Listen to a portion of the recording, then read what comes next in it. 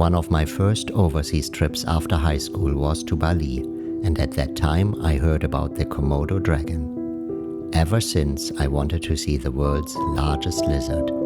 Finally, 25 years later, in September 2022, a friend and I flew to Labuan Bajo on Flores. Our plan was to make stops at the islands of Kelor, Rinca and Padar before reaching Loyang on Komodo Island.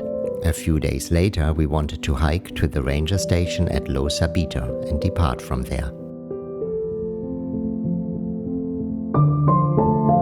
The first destination was Kelor, where we hiked to the top for a pretty view of the surrounding archipelago.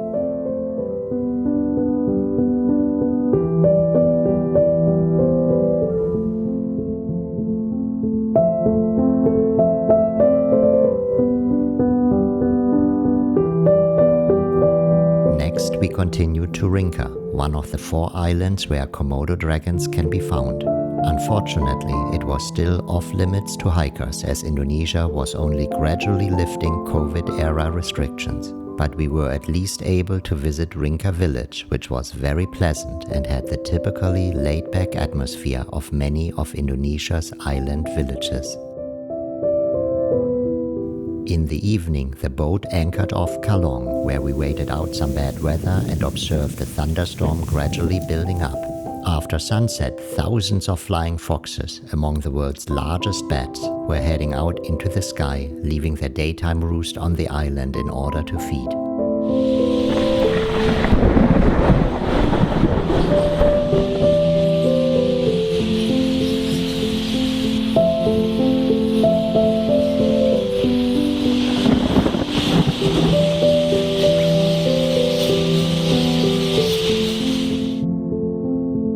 The sunrise from the top of Padar the next morning was definitely photogenic, but don't let the impression of solitude fool you, as there were at least another 10 visitors standing right next to me.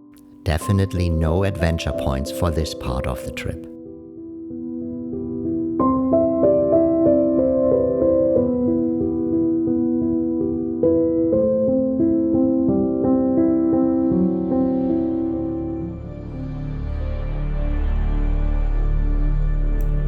Now came the exciting part. We finally arrived at the main ranger station of Loyang on Komodo Island. Komodo has a surface area of 390 square kilometers, or around 2/3 the size of Singapore.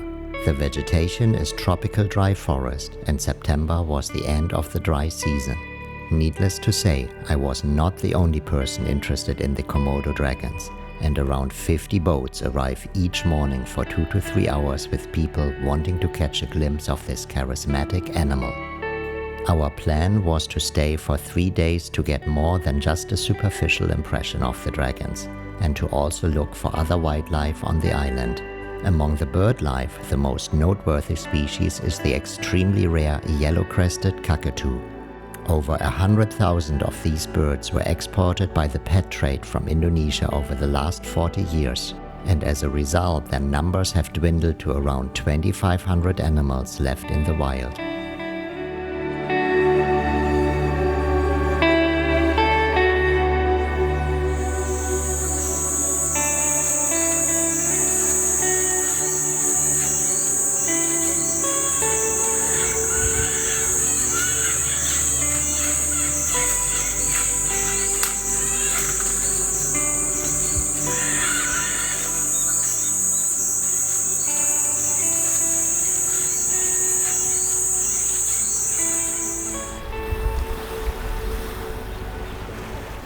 Rusa deer and banded pig were common both on the beach and in the interior of the island.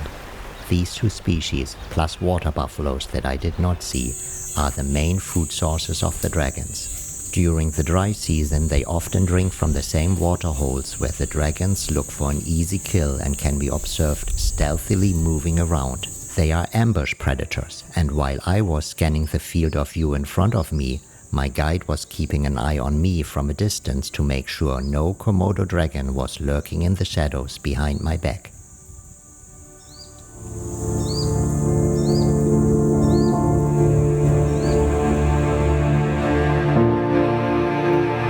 The vast vast majority of tourists congregate at the landing beach. There are usually several large, super habituated dragons lying in the sand, motionless, waiting for the selfie-obsessed crowd to take their epic, or maybe not so epic, Instagram shots.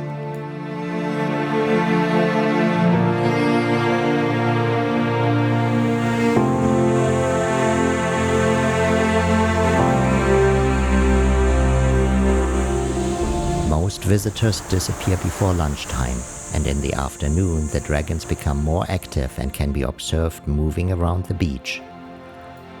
Only then one starts to truly appreciate this apex predator, which grows up to a maximum length of 3 meters.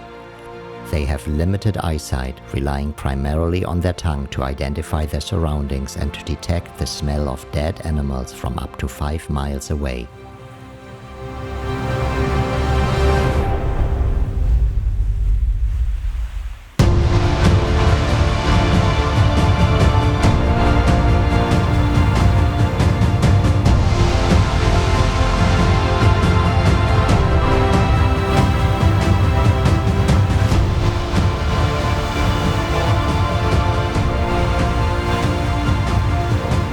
Dragons often have saliva hanging from their mouth, and for a long time it was thought that it contained highly septic bacteria which could kill escaping prey within a short time. In recent years, this theory has been questioned because it was discovered that the dragons have venomous glands which produce toxic proteins causing blood clotting and muscle paralysis.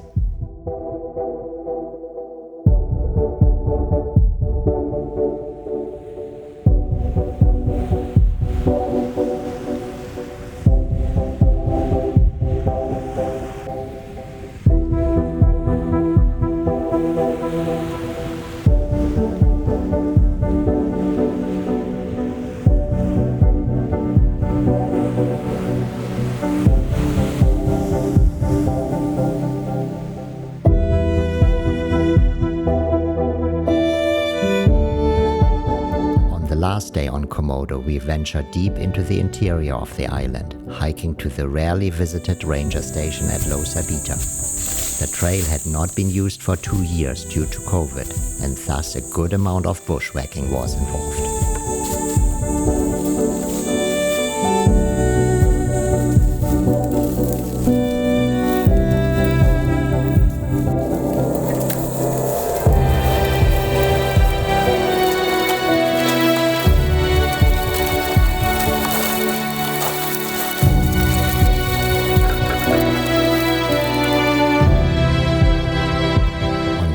Point, we found the memorial cross for Rudolf von Redding, a Swiss adventurer who disappeared on the island in 1974, most likely after a nearby dragon attack.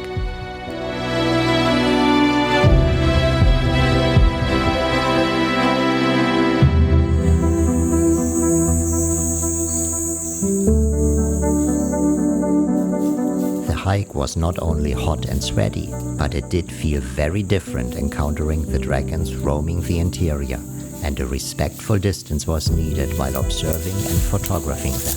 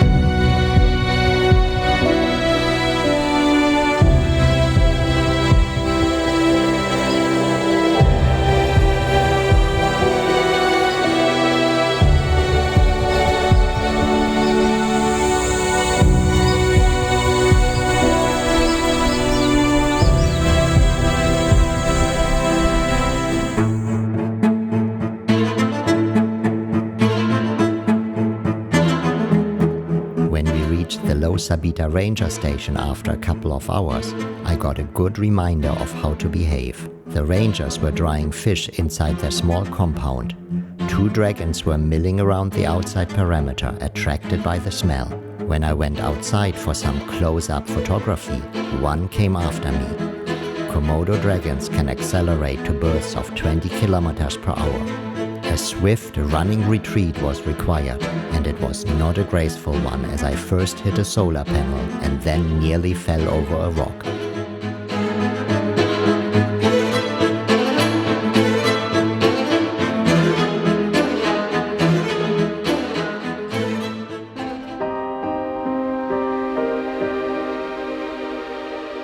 After 3 days, we sailed back to Labuan Bajo, leaving behind Komodo, where the remaining 1,400 adult dragons await a difficult future.